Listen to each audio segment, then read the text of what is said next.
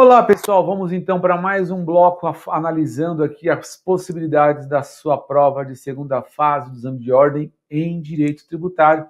E nesse bloco nós vamos tratar sobre o mandado de segurança. Então nós já falamos sobre declaratória, já falamos sobre ação anulatória e agora eu quero falar com vocês sobre o mandado de segurança. Mandado de segurança que é, na verdade, uma ação coringa, uma ação que cabe em várias hipóteses distintas e vamos então entender essa figura.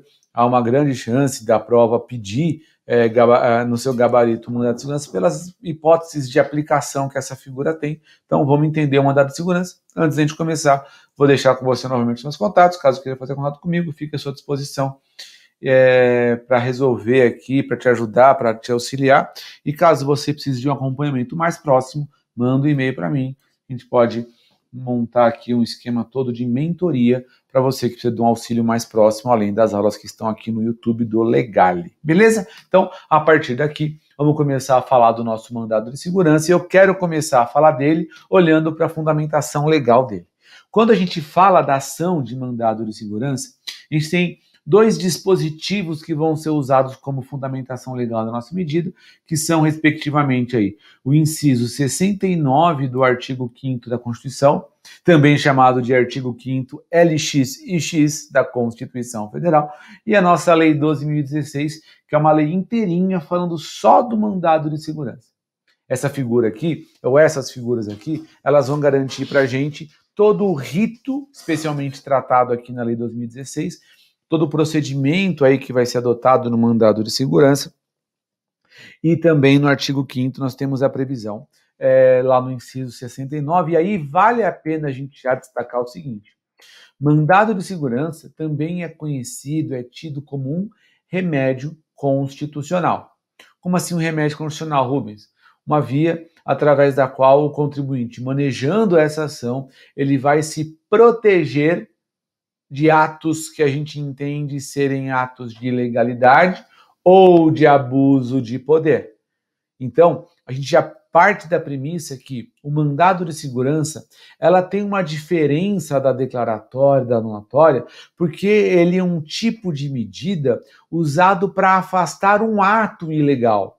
A declaratória, a anulatória, a gente maneja com o objetivo de declarar a ilegalidade, declarar ali a inexistência da relação jurídico-tributária, anular o ato administrativo. E aí, a gente sempre viu que tanto na declaratória quanto na anulatória, o polo passivo dessas ações é o próprio Estado. Aqui é diferente. Quando a gente olha para o artigo 5º, inciso 69, olha o que ele fala lá, que considera-se a mandado de segurança para proteger direito líquido e certo. Então está aqui características que são do mandado de segurança, ou seja, eu só posso me valer dessa medida quando eu tiver ali alguma ofensa a um direito que seja líquido e certo do contribuinte, né? Direito esse que não seja amparado por habeas corpus ou habeas data, o que para a gente também é muito tranquilo, considerando que tanto o habeas corpus quanto o habeas data não tem aplicação na nossa finalidade aqui. Tá? E ele coloca aqui, ó, quando o responsável pela ilegalidade ou pelo abuso de poder. Ou seja, aqui nós já temos a identificação de dois requisitos, né? Ou o ato ilegal ou o ato de abuso que esteja machucando ali um direito líquido certo, for praticado por autoridade pública ou agente pública ou agente de pessoa jurídica no exercício de atribuições do poder público. Ou seja, a gente enxerga aqui algumas características, ou as características todas do nosso mandado de segurança. Então, primeira coisa, a gente tem que entender que esse tipo de ação é para afastar o ato de ilegalidade ou de abuso de poder, garantindo um direito líquido e certo e que seja praticado por alguém que esteja investido de autoridade pública. Quando a gente pensa em matéria tributária, a nossa figura ela tem isso. Por quê? O agente público que leva a efeito um lançamento tributário, por exemplo, ele pode se enquadrar nesse contexto. Ele tem lá a condição de autoridade pública, então ele está na condição de autoridade pública ali ou de um agente do Estado, né? Caso ele leve a efeito um lançamento que esteja equivocado na sua realização, na sua feitura, esse ato estaria se estaremos enxergando ali um ato de legalidade ou um ato de abuso de poder no exercício desse lançamento equivocado. E aí, a outra característica que seria a da proteção do direito líquido e certo, guarda relação com o fato de que quando a gente enxerga direito líquido e certo, quando eu tenho uma situação que independe de um ônus probatório. Olhando para o aspecto tributário, fica fácil de enxergar isso à medida em que essa independência de um ônus probatório significa analisar questões que sejam de direito e não de fato. Ou seja, eu não preciso, por exemplo, de uma perícia técnica para discutir se há ou não legalidade no lançamento de um tributo. Por exemplo, imagine que a Fazenda Pública, através ali de um agente fiscalizador da Receita Federal, lance contra mim um auto de infração porque eu não teria feito o pagamento do imposto de renda sobre um dado valor que eu recebi. Só que esse valor que eu recebi era uma indenização por dano moral, por exemplo. Então imaginemos que eu recebi lá R$100 mil como a título de dano moral, informei lá, mas como rendimento isento e não tributável, e aí vem um auto de infração e fala, olha, Rubens, você deveria pagar o imposto de renda sobre esses R$100 mil que você recebeu de dano moral. Ora, por que eu vou declarar isso como um rendimento tributável se indenização não é acréscimo? Aí estamos diante de analisar se o ato de cobrança é legal ou não. Eu não preciso provar. A origem da receita, nesse caso a indenizatória, é por si só estabelecida pela sentença que mandou que o ofensor me pagasse, por exemplo. Então eu tenho uma natureza indenizatória que não se reflete numa receita tributável, ao passo que se a Receita Federal decidir por imputar em favor do contribuinte a obrigação tributária sobre essa receita, eu posso manejar uma medida como essa para afastar esse ato que eu entendo ser um ato de legalidade da imposição tributária e garantindo um direito líquido e certo que eu tenho. Onde que eu garanto esse direito líquido e certo? Na legislação. A legislação garante que não há incidência no imposto de renda sobre verba de indenização. Ou seja, eu preciso fazer prova? Não. Eu preciso demonstrar que existe o ato ilegal ou o ato de abuso de poder e a origem daquela receita, por exemplo. Mas eu não preciso de uma produção de prova técnica, eu não preciso de uma perícia, eu não preciso de uma prova testemunhal. Basta aqui termos questões de direito. E quando a gente analisa aqui proteger direito líquido e certo, está justamente atrelado ao fato de que o mandado de segurança não comporta a dilação probatória. Nós não temos produção de provas em mandado de segurança. Nós não temos aquela fase da produção das provas lá no mandado de segurança, porque o mandado de segurança tem outra característica. Na figura do mandado de segurança, a gente não tem essa condição aí de fazer prova, porque já existe uma predisposição em relação ao quando cabe. Só cabe mandado de segurança para a proteção de direito que seja líquido e certo, portanto, que independa de qualquer dilação probatória. Tá legal? Então, quando a gente olha esse universo, a gente começa já a fazer os paralelos com as outras ações. Por quê? O mandado de segurança, ele precisa desse ato de legalidade. A declaratória eu preciso da norma com receio da cobrança, a anulatória eu preciso da cobrança com objetivo de anulação. Onde eu quero chegar? Basicamente, nas mesmas hipóteses em que cabe declaratória ou anulatória, também caberia, a princípio, mandado de segurança. A decisão se você vai impetrar mandado de segurança ou uma anulatória, ou impetrar mandado de segurança e fazer uma declaratória, vai depender dos outros contextos que a gente vai enxergar já já. Mas reparem, aquilo que é do direito tributário, em regra, guarda essa questão de ser matéria própria de direito, não de fato. A menos que precise de uma perícia técnica no imóvel, por exemplo, para fixar cobrança de IPTU, ou algum outro tipo de perícia para aferir alguma outra característica. Mas, a princípio, estamos falando sempre da aplicação do fato à norma. Essa que é a grande beleza do direito tributário, inclusive. Você não tem que ter audiência de instrução, audiência de conciliação, não tem necessidade. Por quê? Porque você não tem nada a provar, você já chega com tudo comprovado. E o mandado de segurança, por ser prova pré-constituída, você consegue fazer isso tudo pela via documental de cara. Então, sempre que a gente enxerga mandado de segurança, ou for enxergar um mandado de segurança, a gente tem que reunir essas características. Tá bom? A gente vai partir da ideia de que o mandado de segurança, ele precisa dessa figura aqui, ó, na figura do chamado ato coator. O que é o ato coator? É o ato que foi praticado lá pelo agente público que é de ilegalidade ou de abuso de poder. Esse ato coator, ele só pode ser praticado por alguém que esteja investido em poder público. Então, olhando para a nossa matéria tributária, pode ser um lançamento de tributo, pode ser uma negativa de CND, certidão negativa de débito, pode ser uma imposição tributária, pode ser uma lavratura de um auto de infração, pode ser qualquer coisa que imponha ao contribuinte algum tipo de obrigação e que a gente analisando aquilo, a gente enxergue algum tipo de ato excessivo, algum tipo de ato ilegal. A partir do momento em que o agente público faça isso, então ele terá praticado aquilo que nós chamaremos de ato coator. Então, daqui nós já tiramos uma outra lição. Eu não ingresso com mandado de segurança contra a fazenda pública, mas o mandado de segurança é impetrado em razão de um ato ilegal.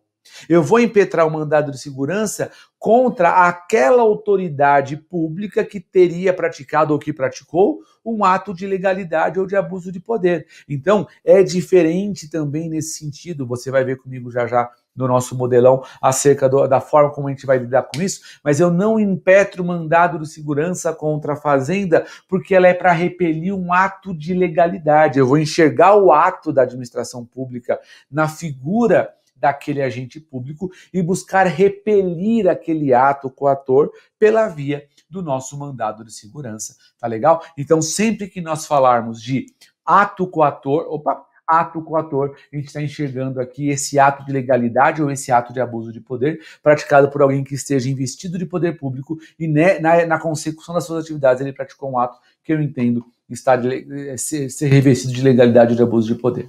Agora, o mandado de segurança tem uma outra informação importantíssima. Qual que é? É que o mandado de segurança, para ser impetrado, ele tem que ser impetrado dentro desse prazo aqui, ó.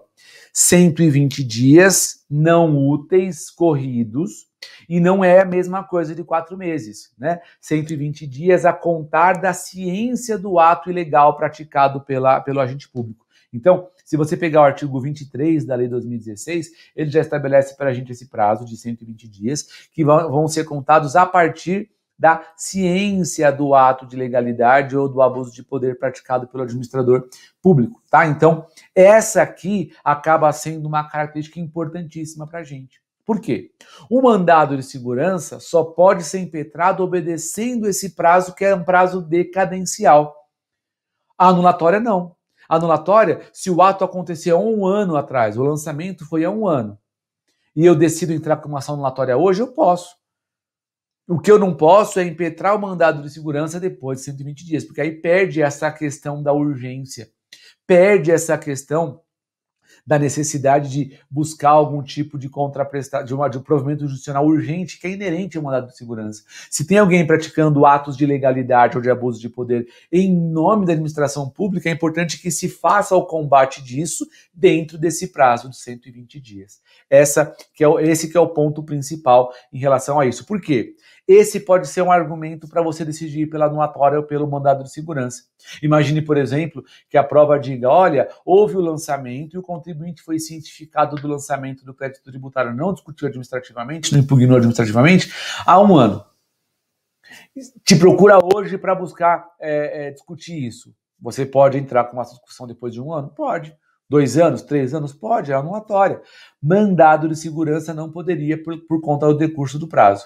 Agora, se ele chegar e falar, olha, há 30 dias o contribuinte foi autuado e te procura hoje para ingressar com ação. Cabe mandado de segurança? Cabe. Cabe anulatória? Também cabe.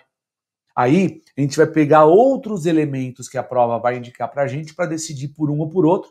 Já te adianto que pode, inclusive, ser que ambos sejam cabíveis e a prova vai corrigir tanto um quanto o outro, tá? Mas pode ser, eu vou te trazer já já, que a própria questão traga alguns elementos que nos ajude a decidir por um ou por outro, ou nos ajude, traga elementos que exija um ou outro. Você vai entender comigo já já, tá?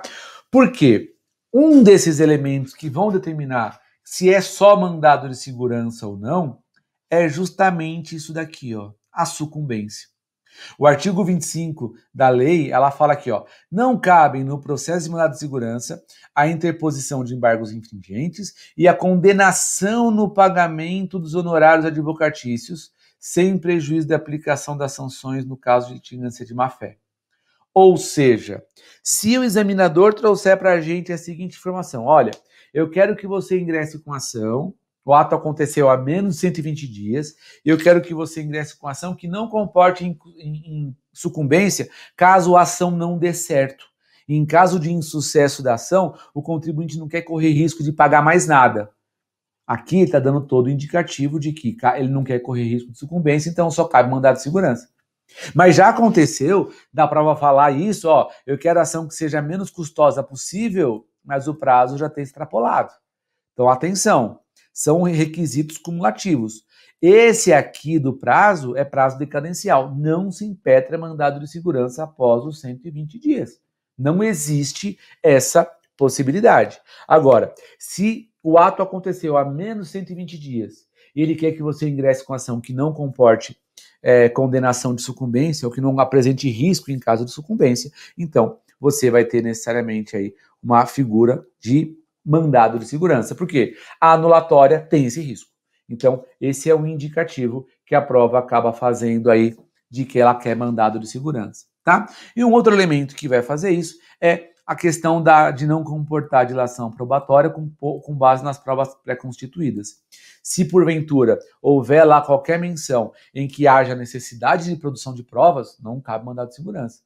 Agora, se for iminentemente documental, iminentemente uma análise legal, né, de acordo com aquilo que a gente já viu, aí sim caberia o nosso mandado de segurança, tá? Então, esses são os recados que a gente tem a princípio pela decisão do mandado de segurança ou não. Tá legal? Prazo, sucumbência e toda a questão da dilação probatória. Isso tudo é determinante para a gente impetrar ou não o nosso mandado de segurança. Beleza, gente? Um outro ponto importante, onde deve ser proposta a nossa ação, onde deve ser impetrado o nosso mandado de segurança.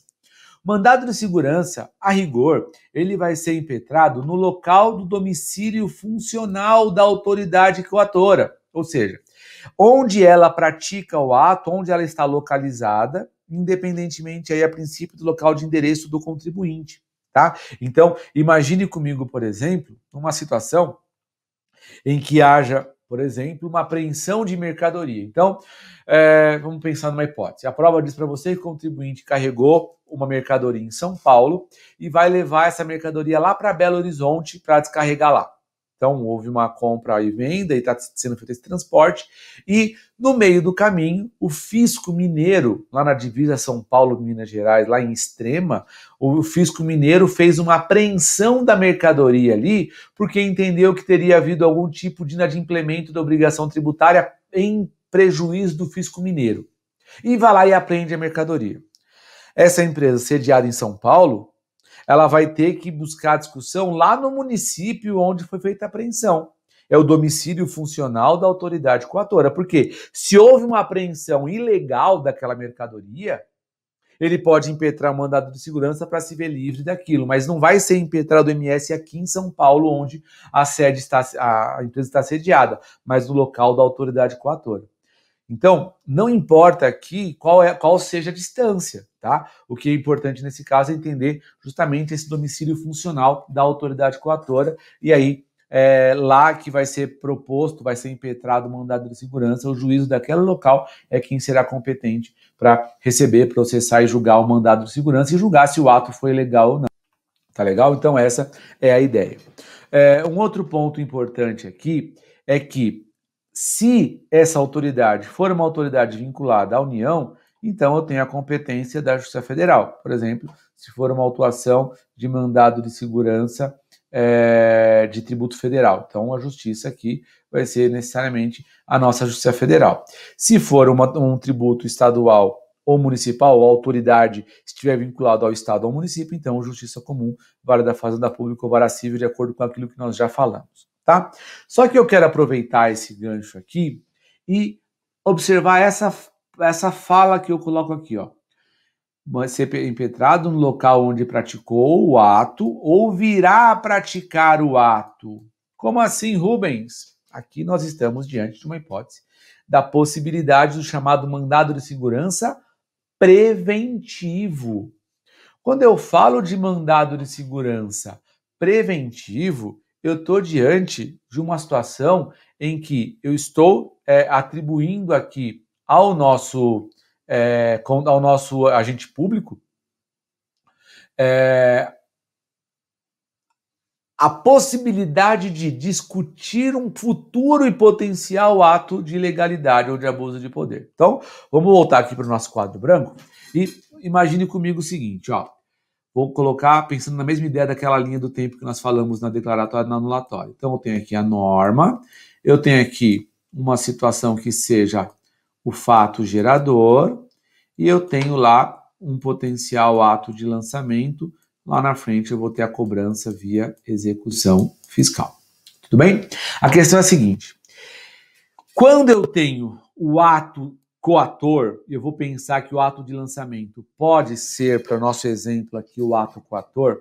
Se eu impetro o mandado de segurança, eu preciso impetrar o mandado de segurança em razão desse ato, obedecendo o prazo de 120 dias. Certo? Agora, nada impede que eu impetre o mandado de segurança antes do ato acontecer, quando eu tiver receio de que o ato venha a acontecer. Não parece bem a ideia da ação declaratória? É exatamente isso. Então, o contribuinte, tendo ciência de que pode haver um lançamento equivocado, pode haver um ato de ilegalidade ou de abuso de poder, ele, antes do ato ilegal, impetra o mandado de segurança preventivamente. A grande vantagem, nesse caso, é que se o mandado de segurança é preventivo, não tem influência de prazo de 120 dias, porque os 120 dias são contados apenas da ciência do ato ilegal. Se o meu ato é anterior, é preventivo ao ato ilegal, nada impede que eu impetre ele a qualquer momento preventivamente. Então imagine comigo o seguinte, imagine que o seu cliente te procure porque ele fala o seguinte, olha, a peça vai te trazer o seguinte elemento, olha, existe aqui uma necessidade de certidão negativa de débito. E a minha certidão vai vencer daqui a um mês, por exemplo. E aí a empresa te procura e você vai lá levantar a vida fiscal da empresa e constata que existe um lançamento de tributo indevido, que seria um potencial impeditivo de uma certidão negativa de débitos. Você não precisa esperar vencer a certidão e a empresa ficar sem certidão para impetrar o mandado de segurança. Você poderia preventivamente ingressar com o mandado de segurança para discutir o tributo que está indevidamente lançado em desfavor da empresa e pedir concomitantemente que seja autorizado, em razão da suspensão da cobrança, que é o que você vai pedir nesse mandado de segurança, a expedição de uma certidão negativa ou de uma certidão positiva com efeitos negativos, mas preventivamente. Eu não preciso esperar até a negativa depois do vencimento, entende? Eu posso me antecipar. Eu falo o seguinte, olha, eu sei que existe um problema, eu sei que existe uma situação, ou antevendo uma situação de ilegalidade, antevendo uma situação de prejuízo para o contribuinte, eu ingresso com o mandado de segurança preventivamente, para que o ato ilegal não seja praticado. Quando a gente pensa na ação declaratória, você lembra que ele é baseado numa norma para evitar que o lançamento aconteça? Se você optar pela via do mandado de segurança para não ter risco de sucumbência, a lógica é a mesma. Existe uma norma que manda cobrar o imposto da igreja, pegando o mesmo exemplo do bloco lá anterior, né? Existe uma lei que manda cobrar. Eu preciso entrar com uma ação declaratória necessariamente? Não. Eu posso ingressar com mandado de segurança que vai ter por objetivo impedir que a fazenda pública ou que o agente público, né, realize o lançamento em desfavor do nosso contribuinte. Tá? Então, essa é a ideia basilar da figura do do mandado de segurança na sua forma preventiva. Em outras palavras, o mandado de segurança preventivo e a declaratória, pela questão do prazo, não tem diferença. Um ou outro está no mesmo. O que poderia fazer diferença seria justamente a questão da sucumbência ou da dilação probatória. Se você tiver risco de sucumbência, mandado de segurança é mais interessante. Se você tiver necessidade de prova, só cabe declaratória quando for anterior aí ao ato de legalidade ou ao ato de abuso de poder. Tá claro? Então essa definição, quem vai te trazer o teu entendimento acerca disso tem que estar muito afinado, mas a leitura do problema da peça prático-profissional vai te trazer esses elementos. Ela vai ter que te comentar algum elemento que te faça optar por um por outro. Quando o examinador exigir um ou outro, ele vai ter que dar elementos para isso, ou então você fica na opção, e aí a sua opção certamente vai ser corrigida com qualquer uma das duas, desde que o examinador não deixe especificado que ele quer uma ou outra por conta desses elementos que nós já falamos. Sucumbência, provas e prazo. Tá legal? Essa é a ideia principal aqui em relação a isso. Deixa eu tirar isso aqui da tela agora. Vamos voltar lá para os nossos slides, tá? Então, essa ação vai ser proposta, seja preventiva, seja de forma, entre aspas, repressiva. Eu falo entre aspas, eu não gosto muito da expressão mandado de segurança repressivo, porque o mandado de segurança já é repressivo, né? Já serve para reprimir um ato ilegal, um ato de abuso, né? Já é com essa finalidade, né? Eu acho que acaba sendo redundante chamar de mandado de segurança repressivo, mas pouco importa, segue a vida. Vamos lá. Um outro ponto aqui que é importantíssimo do mandado de segurança, que afeta a legitimidade passiva no MS. Quem é réu eu coloco entre aspas, tá? Não é réu, porque não é uma ação como as outras, mas quem que é o polo passivo do mandado de segurança quando ele é impetrado? O polo passivo jamais vai ser a fazenda pública. No polo passivo do MS, quem vai figurar é a própria autoridade coatora. É aquela pessoa que agiu com ilegalidade ou com abuso de poder, e ele é quem vai responder. Nesse caso, é importante entender que o mandado de segurança, ele não é uma ação onde aquele agente vai ser intimado, citado para se defender. O rito do mandado de segurança é um pouco distinto. A autoridade pública vai ser intimada para esclarecer ao juízo quais foram os atos que ele praticou ou que viria a praticar que causam essa condição de ilegalidade de abuso de poder. Então, quando o contribuinte noticia ao juízo uma falha como essa, um ato de ilegalidade de abuso de poder, a administração pública não está diretamente ligado. Quem está ligado isso ao mandado de segurança é o agente. Então, o juiz vai pegar, vai intimar essa autoridade para que ela não conteste uma ação, mas que esclareça ao juízo quais foram os atos ou quais serão os atos praticáveis naquele contexto, para que então o juízo analise se é de fato um ato de ilegalidade ou um ato de abuso de poder. Tá? Então, quando eu olho para isso, ela vai ser notificada para prestar informações, mas nunca para contestar a ação. Tá? Até porque o administrador público, o agente público, ele não tem capacidade postulatória, né? Isso eu falo muito no mundo do exame de ordem, né? Na prática tem algumas coisas que acabam acontecendo de forma diferente, a própria procuradoria acaba respondendo às vezes, mas pensando na prova, pensando no sistema da nossa avaliação, é importante entender isso. Por quê? Porque a hora que você for qualificar as partes na sua ação, você vai seguir esse padrão aqui, que eu até acabei colocando no slide seguinte, de uma forma mais separada, né? Quem são as figuras que devem responder no mandado de segurança? O examinador ele pode trazer para a gente esse nome. Ele pode dizer, olha, o agente fiscal de rendas do município, o secretário de rendas imobiliárias do município, olha, o delegado regional de tributos estaduais do estado de Minas Gerais. A prova pode trazer para a gente quem seja essa autoridade pública dando o nome dessa função. Nesse caso, se ela trouxer, eu vou indicar e impetrar o mandado de segurança contra aquela autoridade que a prova disse. Porém, é muito comum que a prova traga em abstrato. ela diz lá que é um tributo federal, ela diz que é um tributo estadual, ela diz que é um tributo municipal, mas não nomeia a autoridade que fez o lançamento do tributo ou que é responsável por aquela obrigação tributária. Para isso, a gente pensa nessa tabelinha que está na sua tela agora. Quando eu tiver tributo federal interno e a prova não trouxer informações acerca de quem seja o responsável por aquele lançamento, eu posso impetrar o meu mandado de segurança em face do ato praticado pelo ilustríssimo senhor delegado da Receita Federal do Brasil em Santos, delegado da Receita Federal do Brasil em Cuiabá, delegado da Receita Federal do Brasil em, Recife. Por quê? Todo delegado da Receita Federal do Brasil vai estar localizado, sediado, domiciliado na sua atuação em algum local. Então, é sempre delegado da Receita Federal do Brasil em algum lugar, aí você vai indicar qual o local de acordo com o que o examinador trouxer para você na peça, tá? Isso é no caso da prova não trazer para a gente o nome da autoridade. Então, se for tributo federal interno, a gente vai nessa linha. Se for um tributo aduaneiro, então, lá na importação ou lá na exportação, é possível que o ato praticado, o ato de ilegalidade de abuso de poder, seja praticado pelo pessoal lá da alfândega. E aí, eu vou impetrar mandado de segurança em face do ato praticado pelo ilustríssimo senhor inspetor alfandegário da Receita Federal no Porto de Paranaguá. Inspetor alfandegário da Receita Federal do Brasil no aeroporto de Guarulhos. Inspetor alfandegário da Receita Federal do Brasil na fronteira X, entendeu?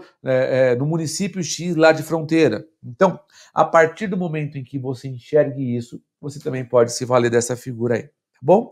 Quando for tributo aduaneiro.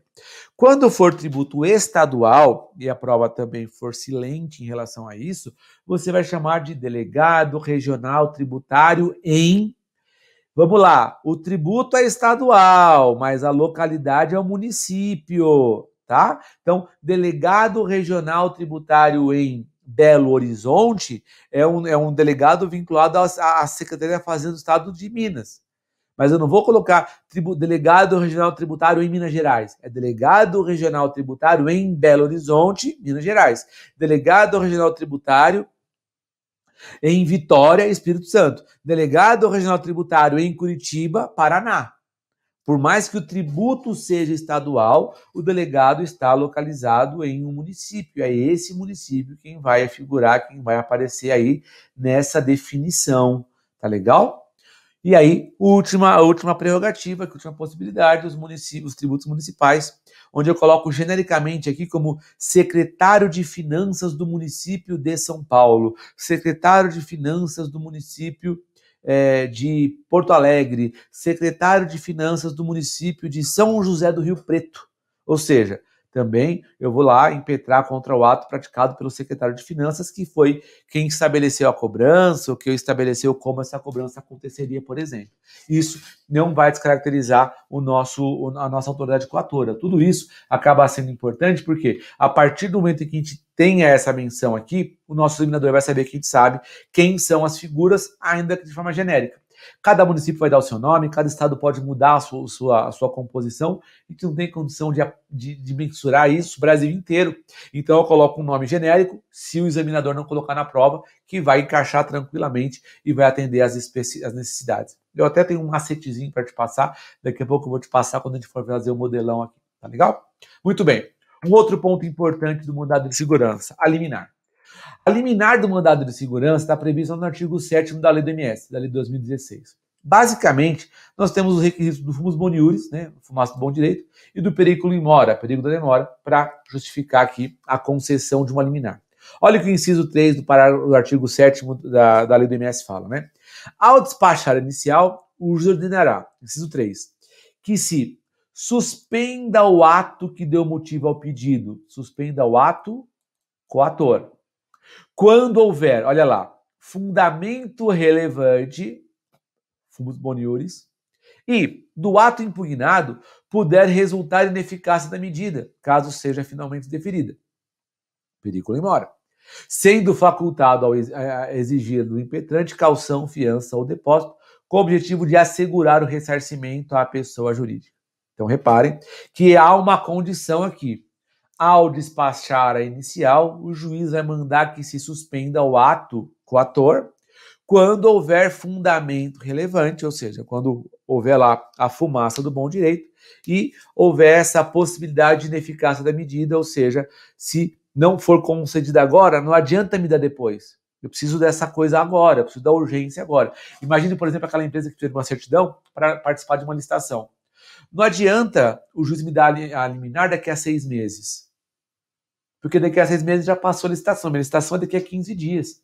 Então eu preciso dessa medida agora. Então a fumaça do bom direito aliada, somada a um perigo da demora, são os requisitos para que o juízo conceda uma liminar. E aí é importante entender que não é qualquer tema que pode ser objeto de liminar, especialmente em matéria tributária. Por exemplo, o parágrafo 2º do artigo 7º da Lei 2016, ela fala que não será concedida liminar que tenha por objeto a compensação de créditos tributários. Ou seja, eu não posso compensar por liminar, eu não posso compensar crédito tributário por medida liminar. Só quem vai compensar é a sentença transitada em julgado. Aqui vai então observação. Eu posso impetrar mandado de segurança para discutir direito de compensação? Sim. O que eu não posso é compensar por liminar. Se eu entrar com uma ação para reconhecer um direito à compensação, o juízo analisa a ação e julga procedente a ação, a procedência da ação, com trânsito em julgado, permite que eu faça a compensação. O que eu não posso é compensar por medida liminar, tá legal? O artigo 7º, então, no parágrafo 2º, ele coloca isso. E também coloca como condição que não é possível você ter por liminar a entrega de mercadorias e bens provenientes do exterior. A entrega de mercadorias e bens provenientes do exterior. Ou seja, aquela liberação lá na alfândega. Aqui um detalhe. Para liberação na alfândega, uma vez liberado na alfândega, se a mercadoria for apreendida aqui internamente, pode ter liminar? Pode. Porque aí o produto já foi internalizado ou nacionalizado. Nesse contexto, a gente tem aí a possibilidade, sim, de internalização do bem, e aí não seria mais bem proveniente do exterior. Ah, mas é importado. É, mas foi nacionalizado. Tá? O que essa vedação do parágrafo 2º faz aqui é impedir a liberação lá na alfândega por alguma razão. Né? Eu até acho que isso aqui pode eventualmente ser flexibilizado. Imagine que eu faça a importação de um medicamento e se eu não tomar eu vou morrer. E a Receita barrou, por exemplo, por alguma razão. Penso que talvez o direito à vida seja mais importante aí, né? Mas, para a prova, vamos pensar aqui. A ideia de liberação de mercadoria pode ser objeto por MS? Pode. O que não poderia ser, a princípio, seria a sua discussão, a sua liberação por liminar. Tá legal? Um outro ponto importante que nosso mandado de segurança deve obedecer é a questão da notificação da autoridade coatora. Lembra que eu falei mais cedo que ela não é intimada para contestar a ação, mas ela vai ser intimada para esclarecer, para prestar informações? Quando a gente olha para isso, vale a pena a gente olhar para o que fala o artigo 7º da lei. Ele fala aqui, ó, ao despachar a inicial, o juiz ordenará, que se notifique o coator, ao verbo aqui, ó, notificar, do conteúdo da petição inicial, enviando-lhe a segunda via apresentada com as cópias dos documentos, a fim de que no prazo de 10 dias preste informações. Então, olha que interessante. A gente já tem aqui um dos pedidos da nossa ação, que se notifique a autoridade coatora para que ela preste informações no prazo legal, ou no prazo de 10 dias.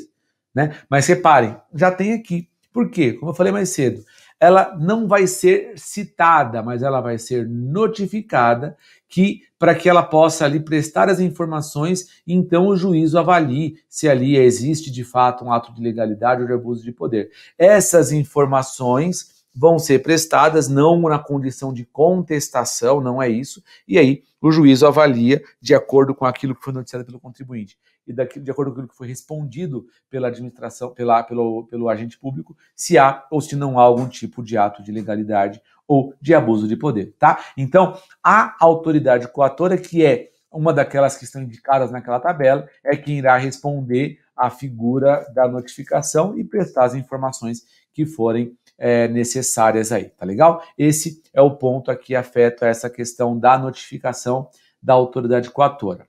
Agora, independente disso, Nós temos na lei também uma outra figura que é a intimação da fazenda, para que a fazenda esteja ciente do que está acontecendo. Ora, se tem um agente público fazendo alguma bobagem em nome da fazenda pública, é importante que ela saiba. E a lei do MS previu isso e coloca para a gente o seguinte, ó, é necessário que haja essa intimação da fazenda, ou a fazenda a quem esteja vinculado esse agente público, para que ela tenha ciência do que está acontecendo e, eventualmente, se manifeste nos autos, caso queira, ou até tome alguma providência em relação a esse agente público, se for o caso. Então, olha o que o artigo 7º fala no inciso 2. Ao despachar a inicial, o juiz ordenará que se dê ciência do feito ao órgão de representação judicial da pessoa jurídica interessada, enviando-lhe cópia inicial sem documento, para que, querendo, ingresse no feito. Olha outro pedido aqui. Ciência do feito ao órgão de representação da pessoa jurídica ou ciência do feito à fazenda pública, para que, caso queira, ingresse no feito. É uma faculdade que a fazenda pública tem. Ela vai ser intimada, ser cientificada disso e vai poder se manifestar, enfim, mas, novamente, ela não é parte do processo. Ela integra ali na condição de fazenda, né, de estar na gestão desse agente público, né, para que ela possa tomar algum tipo de providência ou apenas acompanhar o deslinde do processo. E uma terceira figura que também vai ser ouvida aqui, que é o Ministério Público.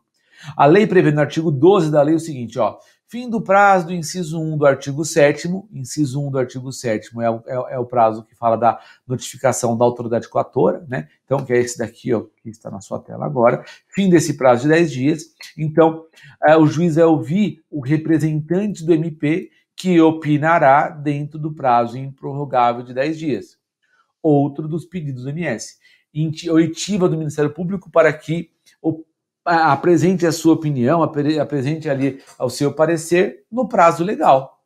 Então, reparem, são 3 pedidinhos aí que a nossa lei do mandado de segurança já nos dá a cola, né? Ela já indica para a gente, pode usar inclusive os verbos que a própria lei traz para a gente sem nenhum prejuízo, e esses aqui são requisitos. E detalhe, tá tudo na lei.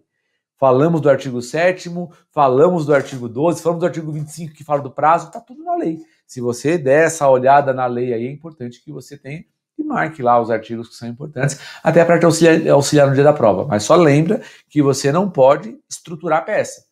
Ah, mas aqui tem os artigos. Beleza, mas não vai sair estruturando peça, fazendo código da Vinci, linkando, circulando letras para escrever palavras. Não faça isso, é bobagem, você não precisa disso. Isso pode acarretar que o examinado, o fiscal, retire seu código, tá? Não faça isso, por favor, é uma sugestão. Muito bem, dadas essas características, vamos pensar no nosso modelão. Então, primeira coisa, endereçamento é igual ao padrão, então vou pensar lá em Justiça Federal ou Justiça Comum, vara de Fazenda Pública na Justiça Comum e vara civil na subseção judiciária da Justiça Federal, igual falamos já para declaratório e para anulatória, não tem então qualquer mudança em relação a isso. O preâmbulo também vai seguir a mesma linha do que nós já falamos, com a diferença de que aqui nós usamos o verbo impetrar, mandado de segurança com pedido liminar, com fulcro nos artigos 5º da Constituição, inciso 69, na Lei 12.016 como um todo, porque a lei toda dá fundamento para o mandado de segurança, e também os requisitos da petição inicial 319 do CPC. Contra quem?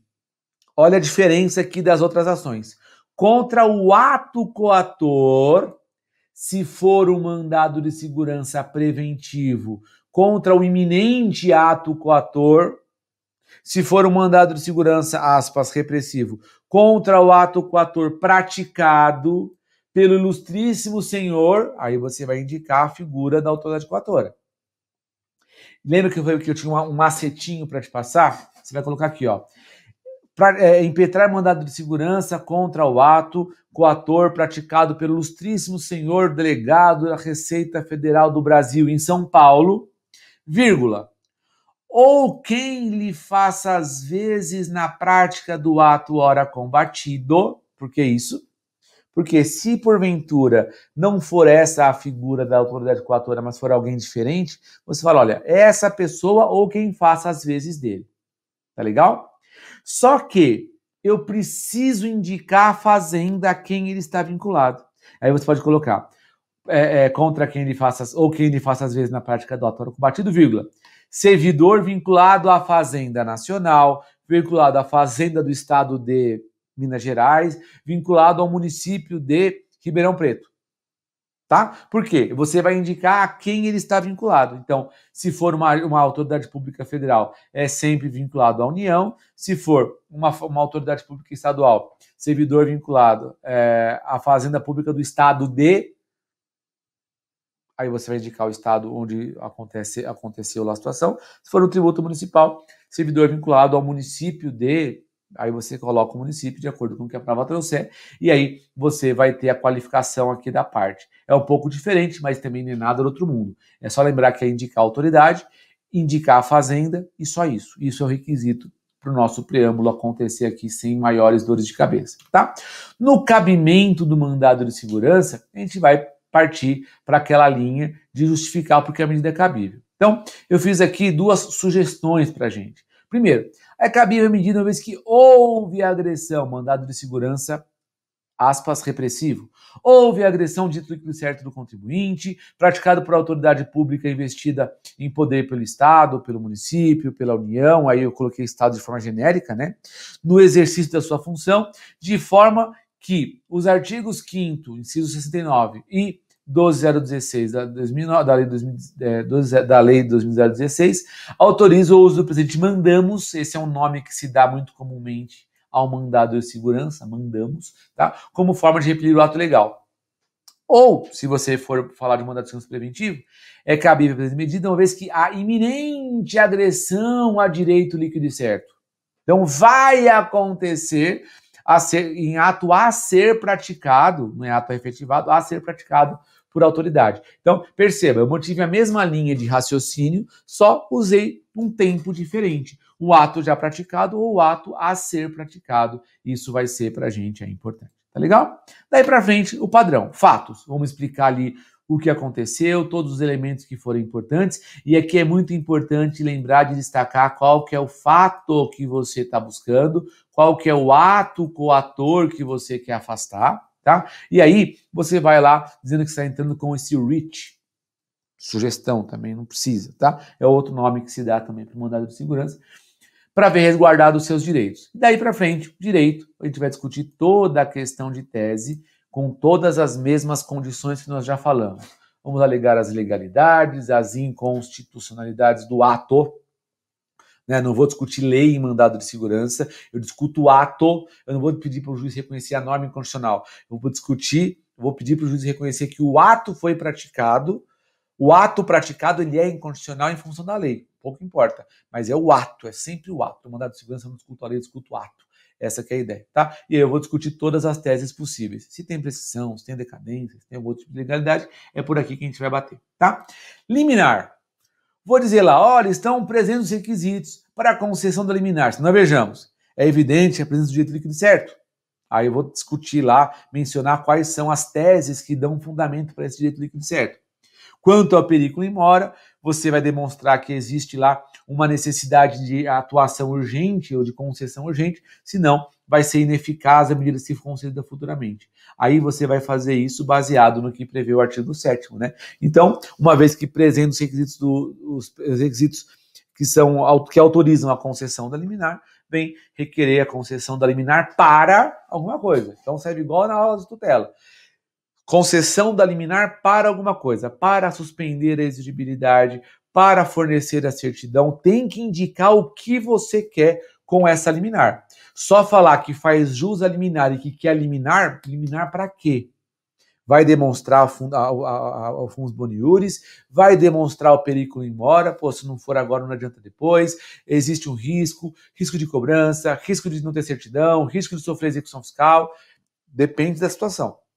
Mas, ao demonstrar isso, você tem que falar, eu quero uma liminar para fornecer a certidão, para suspender a exigibilidade, para...